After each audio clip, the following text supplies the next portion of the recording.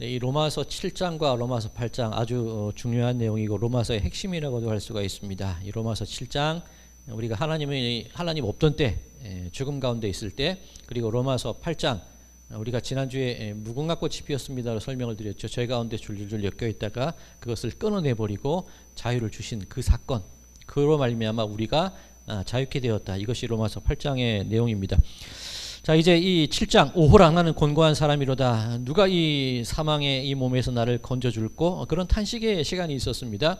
그런데 로마서 8장 1절과 2절로 넘어가면서 어떤 말로 변했습니까? 이제는 그리스도 예수 안에 있는 자에게 결코 정죄함이 없다는 겁니다.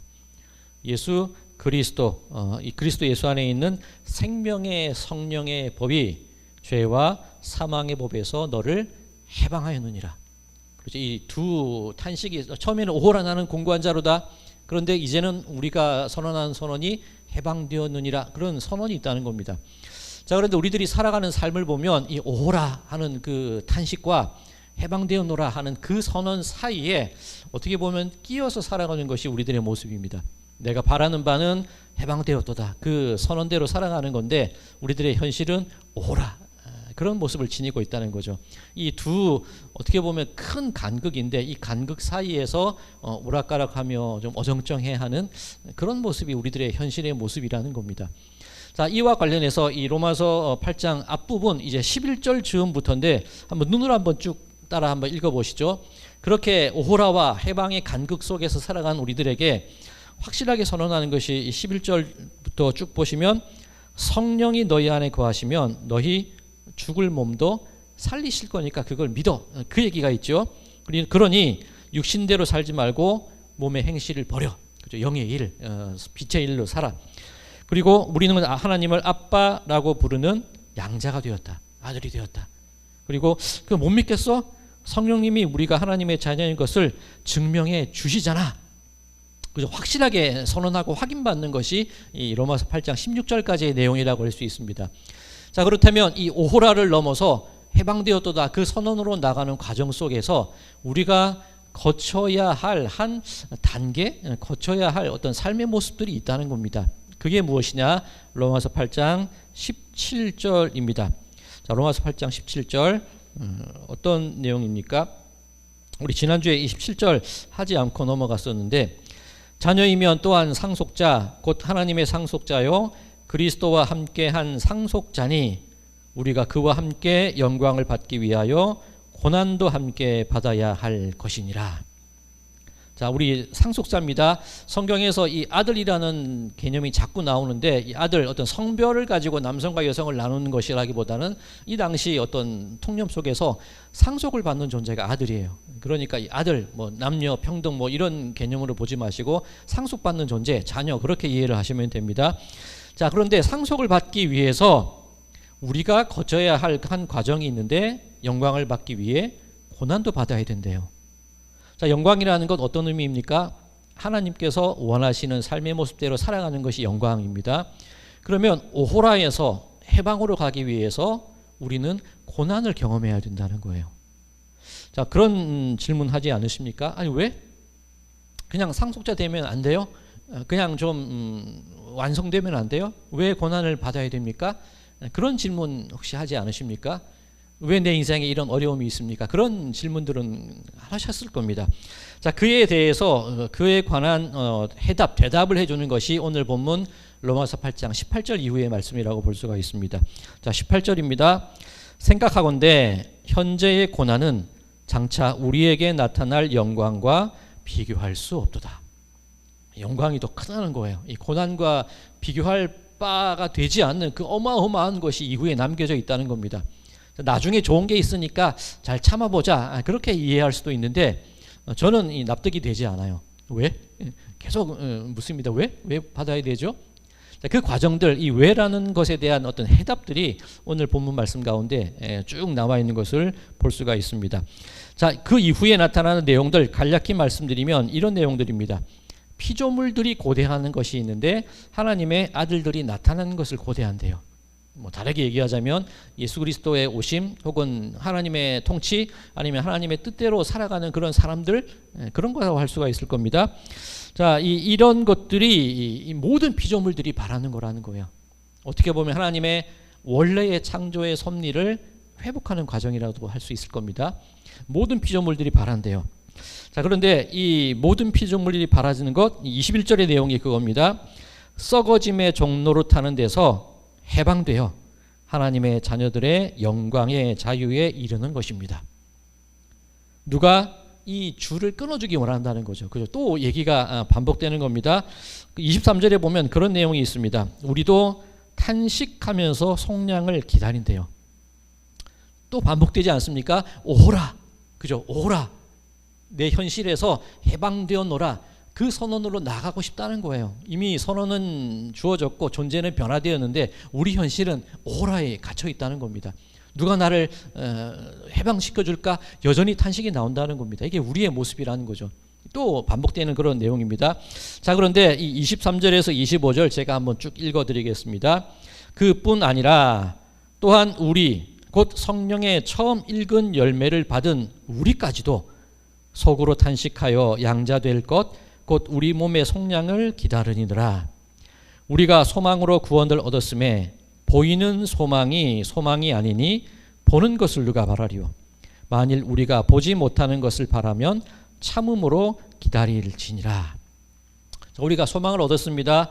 그런데 우리 인식과 우리 현실은 눈에 보이는 이 현상에 묶여 있다는 거예요. 우리 오라 해방이야 그 간격을 넘어서기 위해서 내가 가지고 있는 생각의 한계와 내가 가지고 있는 그 현실의 개념들을 뛰어넘을 필요가 있다는 겁니다. 자, 이게 우리가 2주 전이었나요? 야곱이 요셉을 축복할 때 어떤 내용이 있었습니까? 너는 나무라. 너는 물가에 심긴 나무라. 그 나무가 담을 넘었노라. 그때 이 물가 샘 곁에 심겨진 나무가 어떤 뜻이라고 말씀드렸습니까? 이 샘이라는 단어가 눈, 시야, 솟아나는 것, 눈물이죠. 요셉이 총리가 되어서 그 이스라엘 백성들을 구원하기까지 얼마나 힘겨운 눈물의 과정들을 겪었습니까? 이게 전부인 줄 알았어요. 그런데 담을 넘고 보니, 내 생각을 뛰어넘고 보니 하나님께서 우리를 구원하시려고 나를 이곳에 보내셨구나. 그 깨달음이 있어졌다는 그런 내용이죠. 그 구조로 오늘 본문을 이해할 수가 있다는 겁니다. 자, 우리는 고난이라는 단어를 생각할 때 그렇게 정의를 합니다. 내가 죄를 지어서 받게 되는 징벌 혹은 내 삶 속에 일어나는 어려운 일들, 질병이 될 수 있고 가난이 될 수도 있고 여러 가지 근심과 상처가 될 수도 있습니다. 이것을 우리가 고난이라고 정의하는데 그 정의를 조금 넓혀보자는 거예요. 지금 내 인생의 그 답답함, 그것을 고난으로 생각하지 말고 하나님께서 그 영광의 자리에 우리의 담을 넘기 위해서 경험하는 모든 전 과정에 일어나는 일들을 고난이라는 걸로 한번 다시 정의를 해보자. 이렇게 말씀을 드릴 수가 있을 겁니다. 자, 이것이 좀 어렵습니다. 자, 오늘 주제가 이 고난, 영광, 그리고 상속자라는 그 단어들이 주제입니다. 자, 상속자 하면 예수님의 비유 가운데 떠오르는 비유가 하나 있습니다. 어떤 비유가 있냐면 탕자의 비유가 있습니다.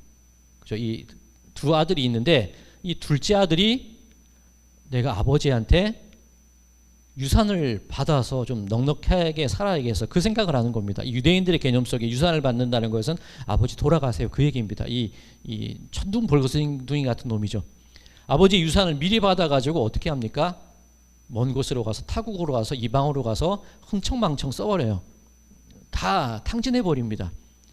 그리고 살아갈 길이 막막하니까 돼지도 쳐보고 돼지가 먹는 것도 먹어봤는데 도저히 못 살겠어요.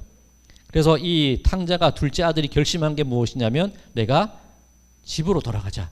내가 아버지의 품꾼이 되어서 사는 게 지금보다 낫겠다. 그 생각을 하지요. 그리고 집으로 돌아갑니다. 자, 여기서 품꾼과 아들의 큰 차이점이 무엇일까요? 이 품꾼은 내가 일한 만큼만 받는 게 품꾼입니다. 아들은 어떤 존재죠?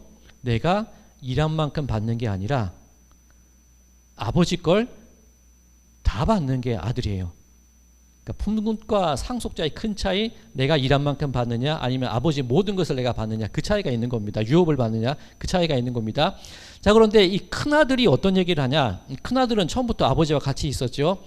이 둘째가 모든 것을 탕진하고 돌아왔는데 괘씸해요. 근데 아버지가 내치기는커녕 살찐 송아지를 잡고 깨끗하게 씻기고 반지를 끼우고 이 아들로 인정을 하는 거죠. 좋은 옷을 입히고 잔치를 벌여줘요. 그러니까 이 큰아들이 막 화가 나는 거예요. 아니 아버지, 저는 죽도록 고생해서 일을 했는데 저한테 혹은 제가 제 친구들이랑 좀 놀 때 염소 새끼 하나라도 잡아주셨어요? 서운한 얘기를 하는 겁니다. 그때 아버지가 한 얘기가 무엇이냐면, 너는 나는 너랑 늘 같이 있었지 않았냐? 이 모든 게 다 네 건데 왜 그러니? 아버지가 그 얘기를 하세요. 자, 여기서 우리가 오늘 이 본문 말씀과 연관 지을 수 있는 게 무엇이냐면, 자, 우리는 그래요. 아들의 존재를 무엇이라고 생각하냐면 송아지를 잡아주고 가락지를 끼우고 좋은 옷을 입히고 잔치를 해주는 그것이 아들의 어떤 대우라고 생각을 해요. 근데 그게 아들의 대우 전부입니까? 염소 새끼 한 마리 잡아주는 게 아들의 대우입니까? 그것보다 더 커요. 아들은 아버지가 가진 모든 유업을 물려받을 존재예요. 그러니 지금 당장 어떤 옷을 입었냐, 당장 어떤 잔치를 벌이냐, 당장 염소 새끼 한 마리를 잡냐 안 잡냐, 그것이 문제가 아니라 결국에는 아버지가 가진 그 모든 것을 물려받는 게 아들이라는 거예요. 근데 우리들의 시선이 어디에 멈춰 있냐면 저거 해주고 저거 안 해주고, 왜 이거 안 해주고 저놈한테는 해주고 나한테는 안 해주고, 거기 우리의 시선이 머물러 있다는 겁니다. 자, 이것이 오늘 본문의 말씀 24절에 그런 내용이 있죠. 보이는 소망이 아니니 보는 것을 누가 바라리요. 하나님이 우리를 위하여 큰 복을 준비하고 해주고 계십니다. 생명, 영생, 그리고 하나님의 상속자, 자녀되는 유업의 복을 큰 걸 준비해 놓고 계세요. 근데 우리들은 기도하고 간구하는 게 어떤 내용입니까? 요번에 요것만 잘 되면 제가 할게요. 이 아픈데 이거 좀 치료해 주세요. 내 아들, 내 자녀, 내 딸이 이 일을 해야 됩니다. 우리들의 시선은 거기 멈춰 있는 거예요. 더 큰 거, 더 넓은 거, 그 비전, 보이는 소망이 아니라 이 모든 것만 바란다면 그게 뭐 아들이냐는 거예요. 그 품꾼의 수준이라는 겁니다. 내가 이만큼 했으니까 받아내고, 이만큼 열심히 했으니까 하나님이 주셔야 되고, 내가 간구했으니까 이 문제를 해결해 주셔야 되고, 이거는 품꾼의 시선이라는 거예요. 아들의 시선은, 상속자의 시선은 그것을 훨씬 뛰어넘어야 된다는 겁니다. 이것이 보이지 않는 것을 소망하는 믿음이고, 이것이 우리가 바라는 진정한 상속자 아들의 바람과 소망과 기도의 제목이 되어야 한다는 겁니다.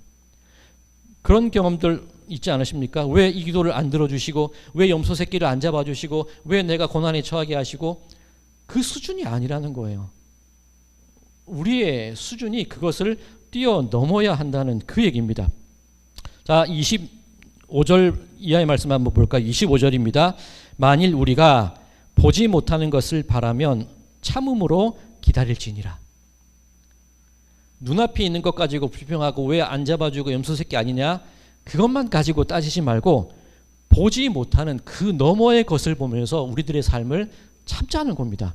자, 26절입니다. 이와 같이 성령도 우리의 연약함을 도우시나니 우리는 마땅히 기도할 바를 알지 못하나 오직 성령이 말할 수 없는 탄식으로 우리를 위하여 친히 간구하시느니라. 자, 우리는 이 말씀을 들을 때 내가 힘겹고 아프고 넘어지고 상처받고 다쳐 있는데 이 탄식과 고통 속에 어쩔 줄 몰라 하고 있을 때 성령님이 우리를 대신해서 하나님께 기도해 주신다, 그렇게 이해를 합니다. 물론 맞습니다. 그런데 오늘 본문의 흐름 속에서 이 구절이 어떻게 이해되어야 하냐면 우리의 연약함, 그 넘어 있는 것을 보지 못한다는 거예요. 담 넘어 있는 걸 보지 못한다는 거예요. 아들의 존재로서 구해야 할 그 기도 제목을 알지 못한다는 거예요. 그저 품꾼의 수준으로 생각하고 품꾼의 시각에서 품꾼이 누리고자 하는 그것 가지고 아웅다웅 살아가고 실망하고 간구하고 삐지고 하나님께 기도하는데 그 너머에 있는 것을 기도할 수 있는 수준이 되어야 된다는 겁니다. 그러니 성령께서 말할 수 없는 탄식으로 우리의 연약함을 위해서 기도해 주신다는 내용은 지금 경험하는 이 품꾼의 수준, 그 문제도 성령께서 기도해 주시지만 결국 우리가 꿈꿔야 될 더 큰 문제에 대해서 우리가 알지 못하는 그 놀라운 하나님의 비전과 하나님의 시선, 그 수준에서 성령님께서 우리를 위해서 기도를 해주고 계신다는 그 의미가 되는 얘기입니다. 훨씬 큰 얘기예요. 자, 여기 앉아 계신 분들 가운데 이 무릎 수술하신 인공관절 수술하신 분이 계시고 뭐 많은 분들이 하셨습니다. 수술의 과정도 힘든데 수술 끝나고 뭐가 힘드셨습니까? 꺾는 거, 그죠? 꺾는 게 힘드셨죠? 그런데 그 힘든 과정을 왜 경험합니까? 꺾는 게 목적입니까? 걷는 게 목적입니까? 당연히 걷는 게 목적이어야 돼요. 그죠? 그런데 이 꺾는 거, 기계가 꺾으면 사정없이 꺾어버리죠. 이 감정이 없으니까 그냥 그 이루고자 하는 목적을 그냥 이뤄버리는 게 기계예요. 기계적으로 한다는 게 설정된 목적을 그냥 나가는 거예요. 그런데 우리의 마음은 어떻습니까? 꺾으라 그럴 때 너무 고통스러워하면 이게 잘 안 돼요. 그죠? 멈추게 돼요. 근데 만약 아프다고 해서 꺾는 걸 멈춰버리면 걸으실 수가 있게 돼요? 안 돼요? 그대로 굳어버려요. 자, 단순히 꺾는 게 목적이 아니라 걷는 게 목적입니다. 꺾는 게 목적이라면 그 고통 안 당해도 돼요. 그냥 멈춰도 돼요. 그런데 우리는 걷기 위해서 꺾는 거잖아요. 만약에 우리 가족 중에 한 분이 다리 관절 수술하신 분의 무릎을 꺾는다고 해봅시다. 너무 아파하시니까 좀 미룰게요, 그만할게요, 그 얘기 합니까? 진짜 좋아한다면, 진짜 사랑하고 진짜 가족이라면 사정없이 꺾어야 돼요. 그런데 그 꺾는 과정 속에서 지켜보는 게 어떨까요? 얼마나 안타깝고 아프고 본인도 힘들어요. 그런데 걷기 위해서 꺾어버리는 게 그 과정이라는 겁니다. 자, 이 수술 이후의 과정으로 설명을 드렸으니까 그렇지, 우리 성도님들 자녀들을 키울 때 첫 걸음마 할 때는 그 모습도 한번 상상해 보시기 바랍니다. 바로 일어서서 바로 걷습니까? 아니잖아요. 그죠? 일어서서 주저앉고, 일어서서 넘어지고, 일어서서 비틀거리고 쓰러져요. 그런데 이게 힘겹게 일어난다고 해서 야야 하지마 그렇게 얘기합니까? 넘어진다고 해서 아빠가 일으켜줄게, 엄마가 일으켜줄게 번쩍 들어버립니까? 아니잖아요. 조마조마한 마음을 가지고 그 아이가 걷는 과정을 지켜보는 게 부모의 마음이에요. 성령이 말할 수 없는 탄식으로 지켜보신다, 기도하신다, 간구하신다는 것이 그겁니다. 우리는 지금 우리 눈앞에 있는 품꾼의 시선으로 기도하고 있는데 그것도 들어주셔야 되는데 성령이 안타까우신 거예요. 그게 다가 아닌데, 꺾는 게 문제가 아닌데 그 후에 걸어가고 살아가고 밖으로 나가고 그걸 바라볼 수 있어야 되는데 자꾸 거기서 머물러 있으니까 안타까우시다는 거예요. 그 과정 속에서 우리들이 신앙 때문에 쓰러지고 넘어지기도 합니다. 의심하기도 합니다. 안타까운 거예요. 근데 그거를 어떤 마음으로 바라보시냐? 그래, 그 과정들을 겪으면서 네가 성장해 가고 그 과정을 겪으면서 하나님의 시선과 하나님의 비전을 바라볼 수 있겠지. 그 아픈 마음으로 탄식하고 기도하시는 게 성령의 바람이라는 거예요. 우리가 걷는 것, 뛰는 것, 한계, 담, 우리 인식의 품꾼의 인식의 담을 뛰어넘어서 아들의 인식의 자리까지 나가게 되는 것, 그것을 위해서 기도하시는 것이 성령의 말할 수 없는 탄식으로 기도하신다라는 그 이야기입니다. 기도의 사이즈가 달라요. 우리가 생각해왔던 것과 더 큰 사이즈로 바라보시는 겁니다. 자, 27절입니다. 마음을 살피시는 이가 성령의 생각을 아시나니 이는 성령이 하나님의 뜻대로 성도를 위하여 간구하심이라. 그렇죠. 하나님의 뜻대로 간구하시는 거예요. 우리 품꾼의 수준이 아니라 하나님의 수준에서, 하나님의 비전에서, 하나님의 소망에서 더 큰 그 수준이 다른 기도의 제목으로 우리를 이끌기 위해서, 우리를 사람 만들기 위해서, 우리를 자녀 만들기 위해서 그것으로 기도하신다는 거예요. 그 성령이 하나님의 뜻대로 기도하신다는 거예요. 28절입니다.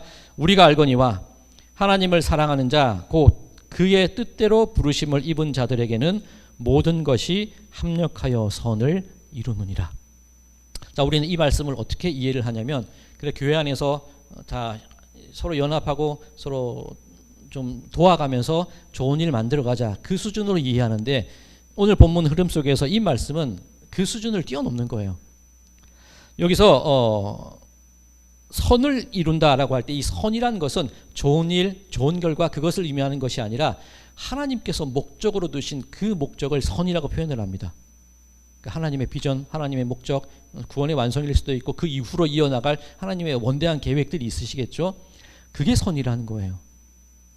우리 교회 내에서 싸우지 말고 우리 교회 내에서 좀 의견을 도출해내고 그 수준이 아니라 하나님의 결론에 이르기까지 그 일들을 행해 나가기 위해서 부르심을 받은 우리들이 하나님의 그 비전, 그 목적을 바라보면서 향해 나아가는 그 모습을 합력하여 선을 이룬다라고 오늘 본문은 증거하고 있는 겁니다. 자, 지금 드린 이 말씀들, 이 바울의 얘기인데 베드로 사도 역시 이와 같은 맥락의 이야기를 합니다. 이 베드로전서 4장에 보면 고난에 관한 이야기가 나와 있는데 이 베드로전서 4장 15절 16절 읽어드리겠습니다. 베드로전서 4장 15절과 16절입니다. 너희 중에 누구든지 살인이나 도둑질이나 악행이나 남의 일을 간섭하는 자로 고난을 받지 말려니와 만일 그리스도인으로 고난을 받으면 부끄러워하지 말고 도리어 그 이름으로 하나님께 영광을 돌리라. 자, 고난에는 두 가지 종류가 있다는 겁니다. 첫 번째 베드로전서 4장 15절에 의하면 살인, 도둑질, 악행, 남의 일을 간섭하는 것으로 고난을 당할 수 있다는 겁니다. 이 남의 일을 간섭한다는 것, 이 공동 번역에는 사기라고 번역이 되어 있습니다. 우리가 흔히 생각하는 뭐 범죄, 이 악의 결과 그런 내용이죠. 고난에 큰 두 가지가 있는데 첫 번째 고난은 우리가 저지르는 죄로 말미암아 당하게 되는 고난이 있다는 겁니다.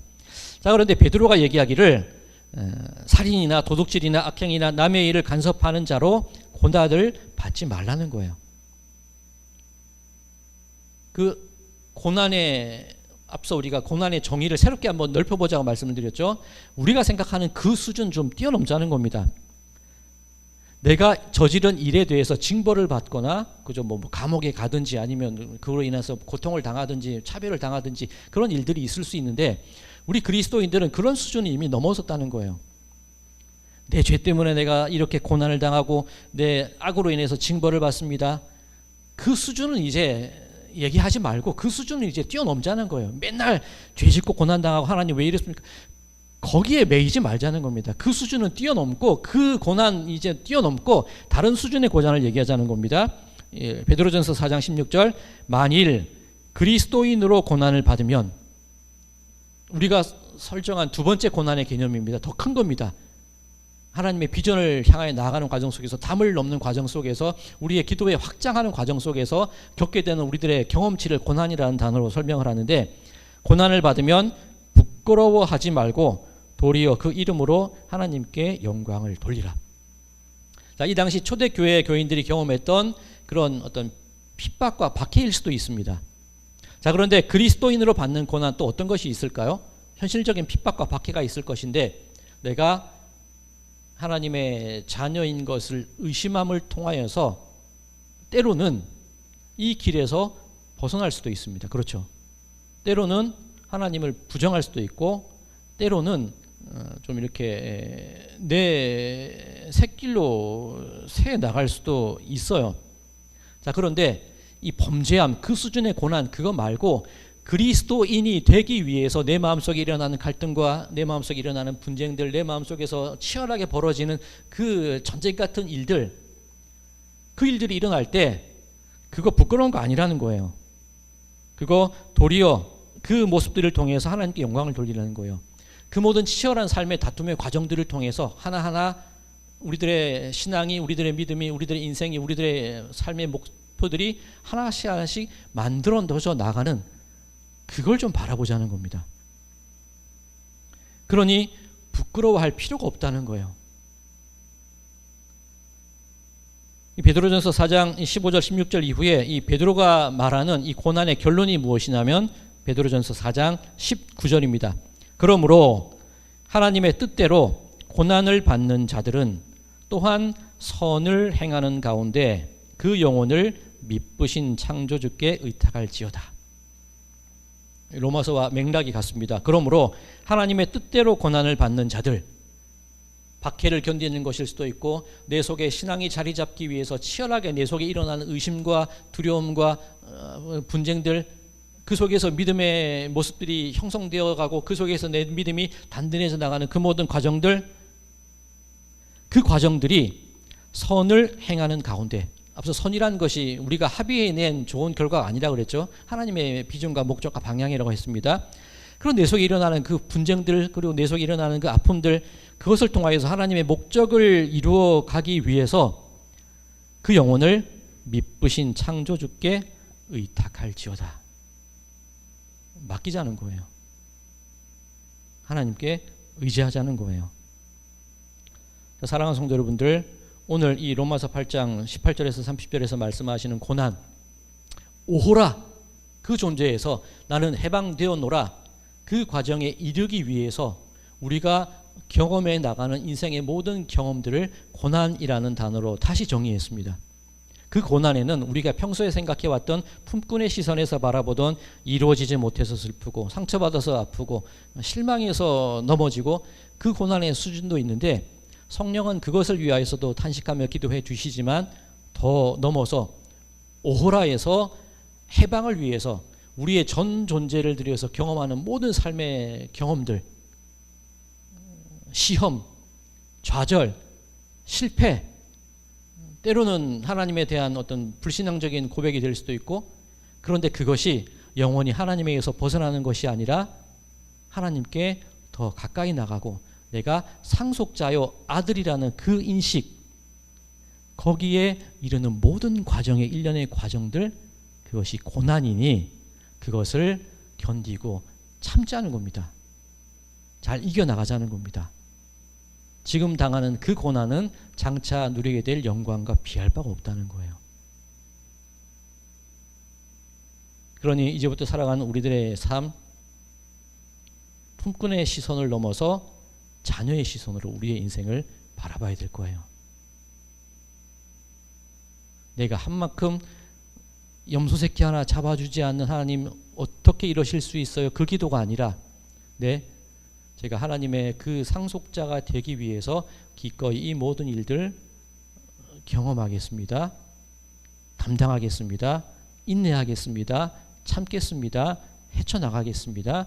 그렇게 만들어져 나가겠습니다. 그렇게 합력하여서 하나님의 그 시선과 하나님의 비전과 그 목적을 향해 나아가겠습니다.